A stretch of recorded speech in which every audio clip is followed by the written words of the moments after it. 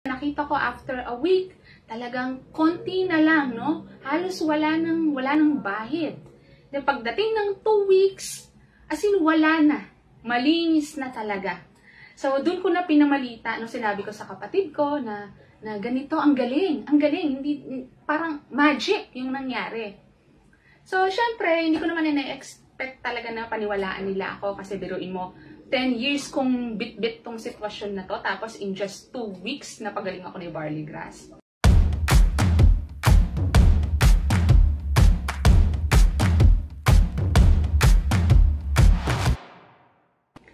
Hi! Kumusta kayong lahat? My name is Tuesday and today is January 23, 2019. And I think it's about time now na ma-share ko sa inyo itong information and my own personal experience about this miracle superfood. No? I made a promise to myself na kapag nag-work ito sa akin, gagawa ako ng sarili kong video testimony at maninindigan ako as a living proof.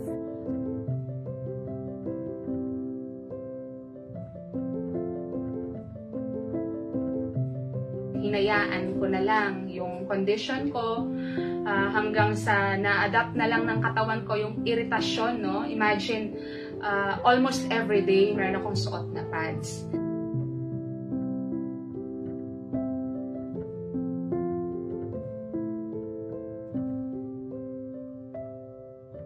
As usual, sabi ni Obigay, pa-TVS ka muna. At paglabas ng resulta, makapal naman na yung endometrium ko. So, she advised na kailangan kong mag-undergo DNS. RAS pa yun, yung tawag nung araw, RAS pa.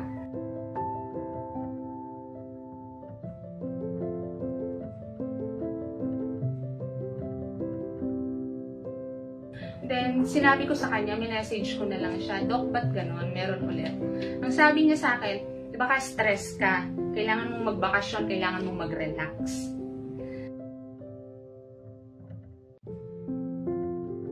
No, yung mga anak ko, sinasabihan ako na, Ma, mukha kang Walking Dead, mukha kang alien, mukha kang zombie, and the worst, kamukha ko na raw si Michael Jackson nung na-deads.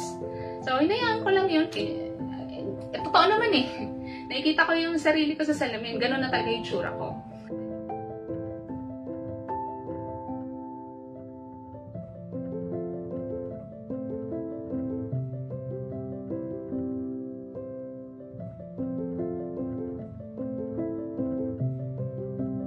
Ang sabi niya sa akin, mag-pills ka muna sa loob ng 6 na buwan. So, niresetahan niya ako ng hormonal pills. Kasi kapag daw hindi pa umayos yung condition ko within 6 months, pwedeng tanggalin na yung endometrium ko at baka i-refer na niya ako sa ibang doktor.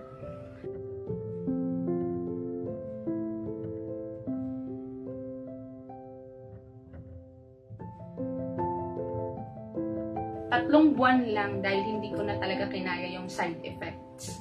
So, ito yung tira. Ayan, nakasealed pa. Hindi ko na talaga siya ininom kasi, una, yung side effects hindi ko kinaya. Pangalawa, doon sa 3 buwan na yon, wala namang nagbago sa condition ko.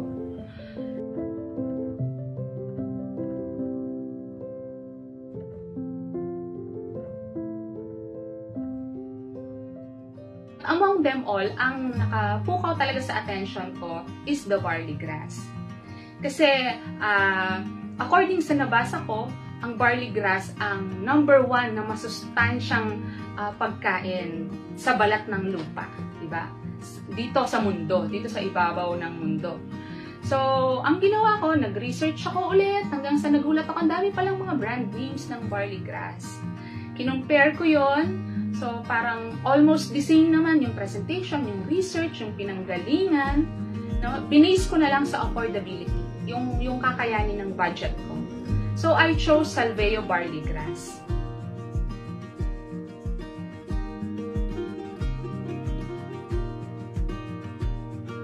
Nag-start ako mag-take October 28. At talagang in-update ko mismo yung sarili ko araw-araw kung meron bang magiging changes, no? Sa pag-take ko ng Salveo barley grass. At hindi ako makapaniwala in just 3 days, nakita ko may pagbabago na. Na-excite ako at the same time, hindi ako talaga makapaniwala. Kaya nanahimik na lang ako. Wala akong pinagsabihan. Pinalipas ko muna yung 1 linggo hanggang sa nakita ko after a week, talagang konti na lang, no? Halos wala nang bahid. Pagdating ng 2 weeks, as in wala na. Malinis na talaga.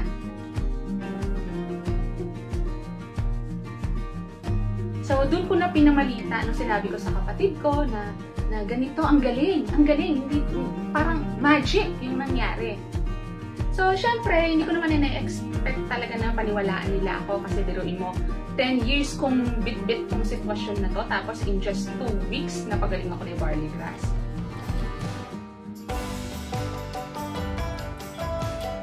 That time, excited na akong gumawa ng testimony, pero pinigilan ko yung sarili ko kasi nga naman, di ba, 2 weeks pa lang, baka pagtawanan lang nila ako.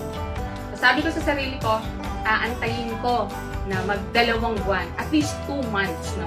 Pag nagtuloy-tuloy to na okay yung sitwasyon ko, tsaka ako gagawa ng testimony. Hindi ko na namalayan, magta3 buwan na pala ako ngayon, no? Sa loob ng almost 3 months, no, health partner ko lang si Salveo Barley Grass.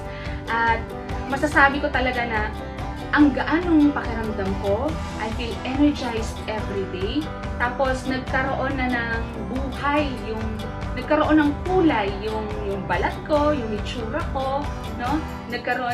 Napansin din ng kapatid ko na parang blooming daw ako. So, sa pakiramdam ko naman talaga, I feel healthy. Kaya, siya na yung naging ko talaga partner at siya na yung substitute sa dati kong multivitamins, ang Salveo Barley Grass.